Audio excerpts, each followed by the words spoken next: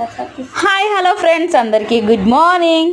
ఈరోజు అయితే ఆమ్లెట్ చేస్తున్నా. చూడండి, అల్లం పేస్ట్, పసుపు వేసి అయితే బాగా మిక్స్ చేస్తున్నాను.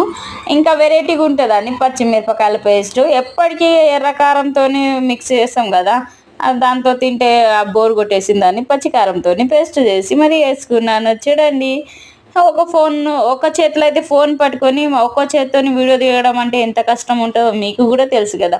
అయినా అందరికీ చూపియాలనేసి నేనైతే కష్టపడి మరీ చూపిస్తున్నా. ఒక చేతిలో ఫోన్ పట్టుకొని అయితే చూడండి, పచ్చిమిరపకాయలతోని కదా ఇలానే ఉంటుంది కలర్ అయితే. ఎర్రకారం నుంచి అయితే ఎర్ర కనిపిస్తుంది, కలర్ వేరేది కనిపిస్తుంది. ఇగో బాయిల్ అయిన ఎగ్గు మా చిన్నోడైతే ఎప్పుడెప్పుడు మమ్మీ చేస్తుంది తిందాం అన్నాడు. చూస్తుండు, 9-13 నిమిషాలు అవుతుంది నైట్ అయితే.